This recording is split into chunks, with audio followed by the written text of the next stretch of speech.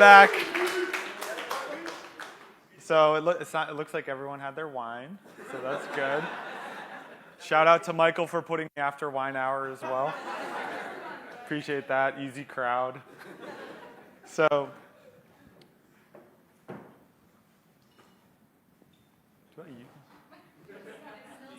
sorry, it looks like there's not going on. This thing's drunk too. Just start complaining, Peter. Yeah. Put in a ticket support. That presentation looks really good. Not this one. Oh. There we go. So apparently someone forgot to send me the slide deck.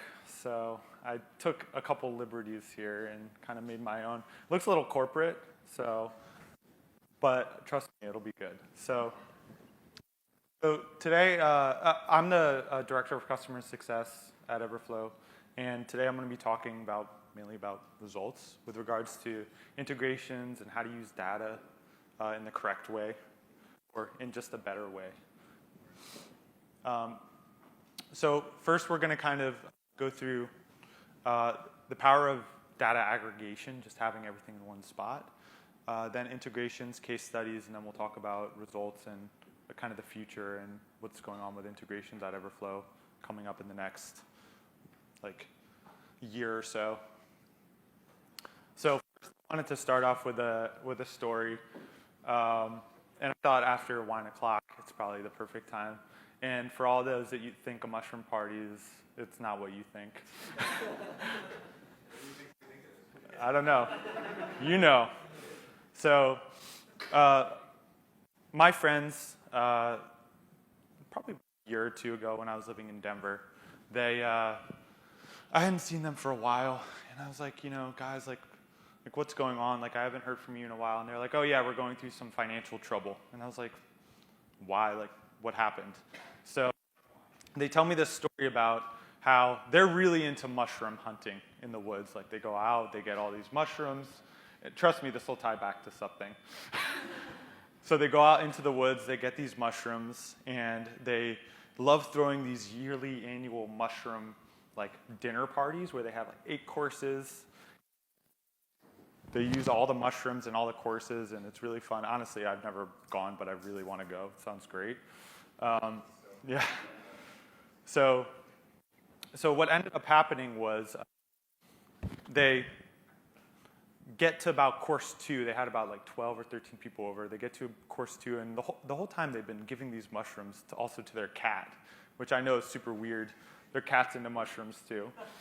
And so the cat starts going nuts at about course 2. And if you know anything about mushrooms, if you screw up with mushrooms, everyone could die very easily from liver failure. So they made the decision that everyone needs to go and get their stomachs pumped down at the hospital, right now.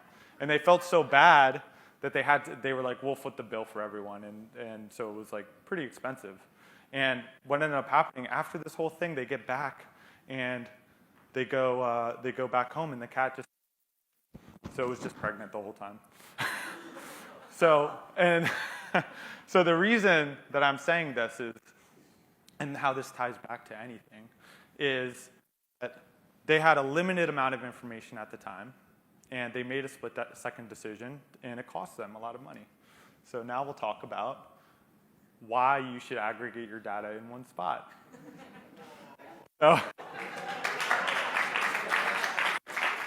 So why is this important?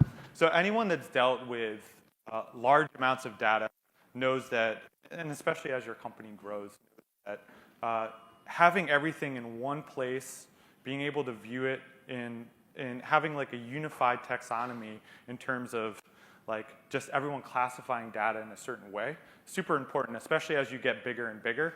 Small companies might not have this problem because you have a couple stakeholders and maybe one team, right? So you're all kind of aligned. But as you get bigger and bigger, it exists in all these different platforms, and everyone is kind of classifying it differently as well.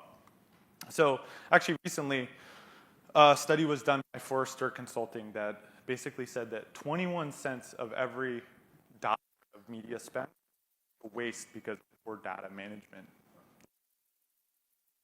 Because because that's a lot of money, like when you think about it. So they also, a lot of the people in the study itself noted that data quality was super, super important to them, but then they were super bad at actually managing it. So like they wanted one thing, but they didn't really know how to solve for that. And there's a couple ways to kind of classify high quality data.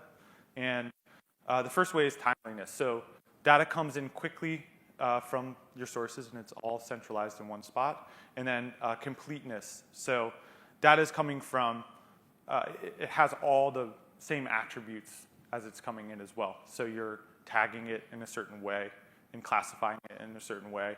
And also consistency. So all the taxonomy is the same across all the channels as well. So they all understand how to look at the data in the right way.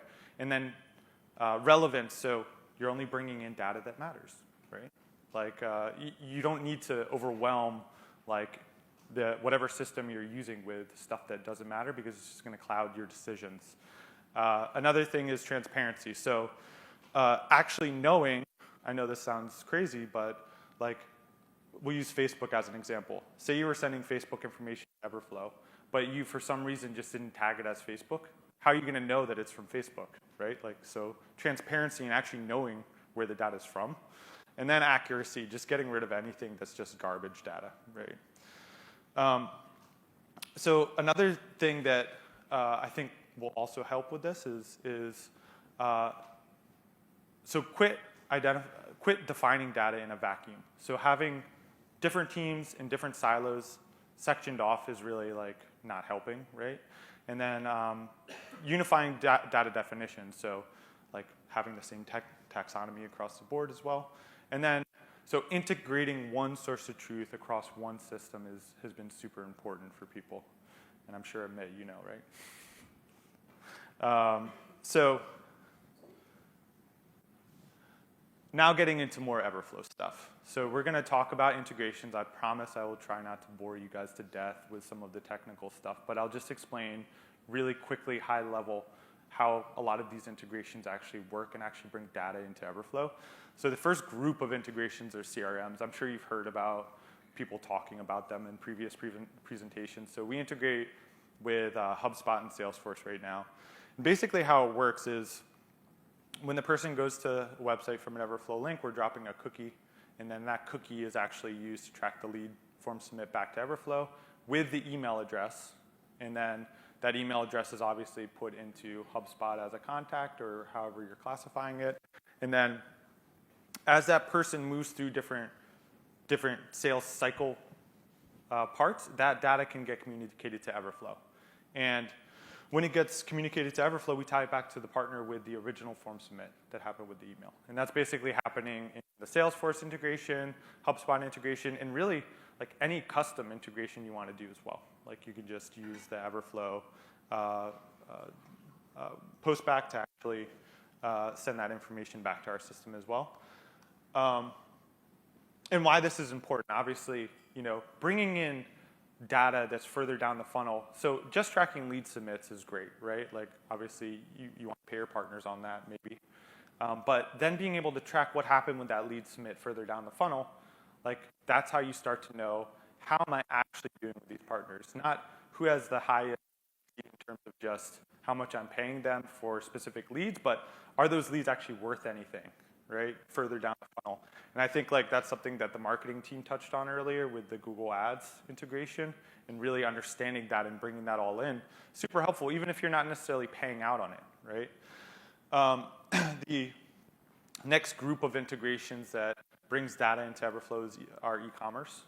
Specifically, I think I'm going to talk about Shopify probably the most just because it's the most used integration by far. But we also integrate with WooCommerce, BigCommerce, Magento, ClickFunnels, some other e-commerce tools that people can use for checkout. And basically, how the integration works is about the same. It's so the person goes onto Shopify store, they download our app, and then once they do that, the integration is basically live, and they just have to go into Everflow and set a couple things to actually turn it live. And then once they do that, the data can start flowing in, and they can start using links to track sales back to Everflow.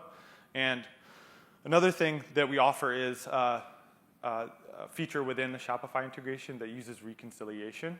And how that feature works is basically when a user goes to the site, we're dropping a cookie for them that we read, but we're also giving Shopify a cookie as well inside of their own session that they manage. And then if that person, for any reason, doesn't have our cookie, we'll then scoop it up later with the reconciliation feature about every hour, I think it runs. And then we'll just pull those conversions into Everflow as well. The reason I'm mentioning this is I just want to talk about like resiliency in some of these integrations too. And potentially if cookies are going away, like we're communicating directly with their API and able to still kind of get that data into Everflow. And then I also want to mention Recharge, and I think we have someone from Recharge here as well.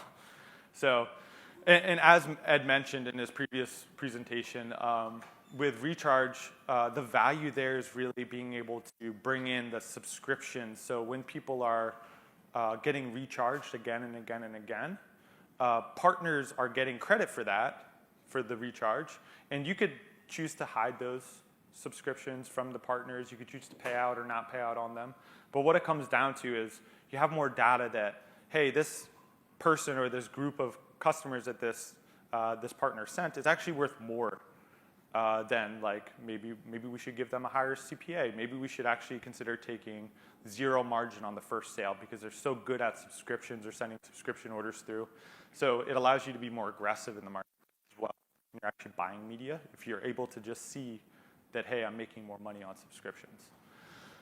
The other category, kind of the next two, so billing and anti-fraud are mainly like they're a way for just the data to be enriched as it's coming into Everflow or going out of Everflow. So with anti-fraud specifically, what we're doing is sending click and conversion data out to a third party. So I think we work with IPQS and Anura and 24 Metrics to name a few. We're actually like taking the click and conversion data, sending it off somewhere else. They analyze it and send us back a response that says, hey, here's the threshold or here's the score, right? And then inside of the offers, you can actually set, hey, if it's this score, reject it, right? And that's a good way for you to sanitize your data as it's coming in and making sure that like you're hitting some kind of threshold, right? And then with billing, this is really kind of integration that just makes the finance team lives super easy. What we're able to do is send a payment request to third-party providers where they manage all the payment info for all the partners, like the W-9s, all of that stuff. And we actually will be able to send the request to those systems where they can actually use that data and then pay out people and they can fund the accounts and all of that stuff there. Then the last group of integrations I wanted to touch on was traffic. We actually talked a little bit about traffic in the Facebook integrations and TikTok, and then in the future Google too. And where the real value comes from those is getting data into the traffic sources is going to benefit you in so many ways. Number one, it helps Facebook or TikTok or wherever actually optimize for you, so you can be more successful at your buying, basically. And then it also allows you, if you're bringing data in from there, like the keywords example, like that marketing was sending or was saying, you can actually like start to see, hey, what are these people doing further down the funnel? If you have it integrated with your CRMs and other tools, you can start to kind of create this picture with all these integrations if you're using a lot of them with the tools that you're using inside of Everflow that says, hey, this is the customer's kind of journey from point A to point B. Here's how they're interacting with my product or the different media sources that they're touching. And that's super important for just understanding, am I actually being successful with some of the buys that I'm doing? So that kind of brings me to the next point, some of case studies. So, and some of these case studies are basically like some of our clients that are doing some of these things, and they're really just meant to give you guys like, to kind of get your memory or get you thinking about other ways that you can use Everflow, right, and bring data in. So the first thing that we actually started testing super recently was this internal traffic or organic traffic script that essentially, if you want to, like we can integrate a code on your website that works I've actually heard better than Google Analytics that will actually report data when people just go to your website. If it's organic, if it's from your own media buying, it'll report that data to a specific offer and partner inside of Everflow. And obviously this is super great because now you can start to understand some of the internal stuff you're doing as well as the partnerships, right? So it's all your data in one spot with unified taxonomy and you kind of understand how it all works. And this also brings me to the second thing, which is first touch. So with first touch versus last touch attribution, if you guys don't know, it's basically if I'm a user and I'm cookied on your site, and then another partner sends me to the same site and I click their link, there's 2 cookies in there. Who gets credit, right? The first person that sent me or the last person that sent me? So we have the ability to do first touch as well as last touch. So last touch is more like the standard that I hear a lot of people using, but first touch is interesting too, especially if you're doing organic traffic, because I've heard from some of our clients that they're actually scared of some of the partnerships, especially when you get into the coupon sites and stuff like that, actually like cannibalizing a lot of their internal efforts, or even stealing attribution from other partners as well.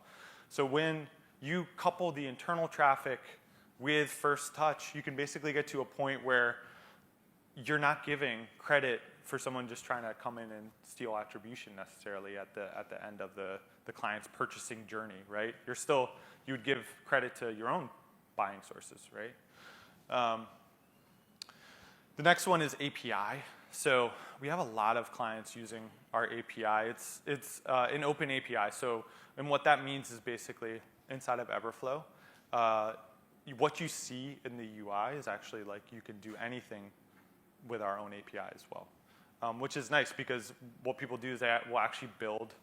Like for example, we have one client that they wanted their partners to never log into Everflow, but they still wanted them to be able to grab tracking links, creatives, all of that stuff from our system. And so what they did is they actually had the login hosted on their own website, super branded, it looks great, and that they're actually just like pulling data out of Everflow, like tracking links and creatives and all of that stuff, and it lives there in their site, and they can be selective about what they want to show partners, and it's just a super interesting use case of just our API. Obviously, it takes some dev work to do something like that, but it's completely open, so you could essentially, if you wanted to, build Everflow outside of Everflow, if you wanted. And then third-party offers. So we get a lot of clients, actually, if they are publishers or they own a website, they're already working with a lot of tools like Commission Junction, Share a Sale, those things. So they actually want to be able to bring those offers into Everflow as well. And we have integrations with some of those networks that will actually bring in the offers and then keep them up to date too. So if something gets paused or the payout changes or something, it's actually going to keep that up to date in Everflow as well, which is super cool for them because they don't have to worry about logging into 10 different places to pull all their links and creatives and changing payouts or checking this. You know, they can just log into Everflow and get everything and integrate it on their site.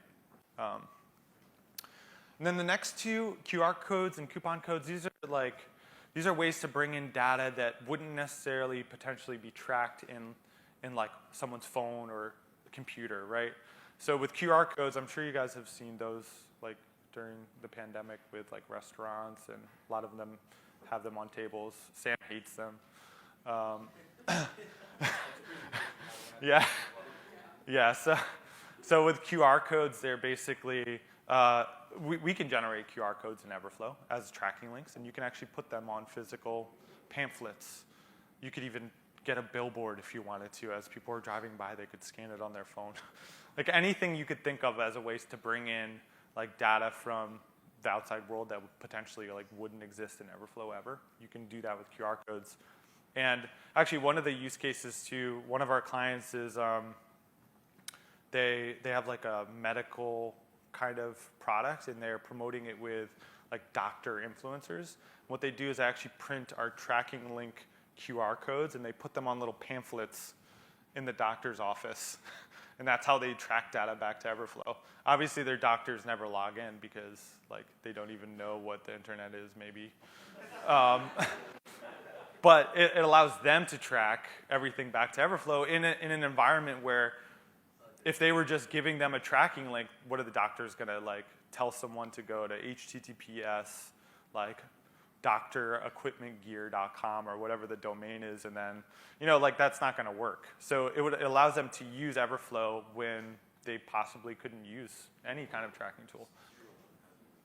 Yeah, and another client is they're a motorcycle, they're an e-bike, and they're partnered with Harley Davidson, and they actually put our QR codes in Harley dealerships on these massive, like stand-up like banners in the dealerships, and people just come in there and scan them, and then purchase potentially an e-bike, or they like will tell them, hey, just scan this and purchase an e-bike, and then we'll track it back to Everflow. So, and then the last one is coupon codes, which is kind of like in the same vein. One of the use cases I usually tell people about is YouTube influencers, for example. Say you have a YouTube video, and you, at the end of the video or in the middle of the video, whatever, you tell people, go to this website, input my coupon code, and you'll get 10% off, right? So that's a lot cleaner than like being like, hey, click this link that maybe is like hidden down at the bottom of my video or whatever. So they really use coupon codes to track that data back to Everflow as well. And you just have to put the codes inside of Everflow and track everything. So, and then the last slide. So just looking ahead to the future, I think like marketing mentioned this with the Google Ads integration. I think we're really excited about that as well, because it's going to help us get a lot of value that we got from that integration and allow people to use it. Because right now you can integrate it with Zapier. It's kind of a pain. Like we can definitely guide you through it if you want it now. It's very easy. Yeah, very easy is what I meant to say. But we can definitely guide you through that if you want it right now. But in the next probably month or two, I know Jonathan promised end of week, but I'm being realistic here. It's actually already out. Yeah. So that should be coming, and it'll be super interesting to actually start to use, because we see a ton of adoption from the Facebook and the TikTok integrations and partners. Like I actually didn't think that it would make that much of an impact, but it really, really does. And I think Google is potentially even bigger than Facebook at this point, especially for some of the clients. And then also looking ahead to the CRM integration. So the way that data flows from the CRMs to Everflow right now, it's just one way. It flows from them to us, and that's it. I think some of our clients would also like us to be able to report data from Everflow to CRM. So we're looking at building this kind of two-way communication as well. It's just a lot more complex than building like a simple shopping cart integration. So it's been taking us a little longer, but I think we should see that coming soon as well. And then talking more about like the e-commerce integrations too. So we have, with coupon codes, for example, right now, if you create a code in Shopify, it doesn't do anything in Everflow. It won't just track data back automatically. But we do eventually want to build something where add a code in Shopify, says new code pending in Everflow. Which partner do you want to add to this code, or something like that, where it's this two-way sync between both systems, keeping them up to date and kind of allowing you to get data back to Everflow. And then kind of bringing it all together. So basically like integrations and just having all of your data from all these different sources in one spot will really allow you to kind of excel just in your marketing efforts in general. And a lot of people, even that I talk to, are thinking like, hey, they don't want everything in one place. They want to log into HubSpot and see our data there. Or we want to log into this media source that we're buying on, and we can look at it there. And what it ends up hurting them in the long run, because it's really like not allowing them to see everything in one spot and to be able to even start to do some of the attribution on the different data points too. So yeah, that's it. So any questions, guys?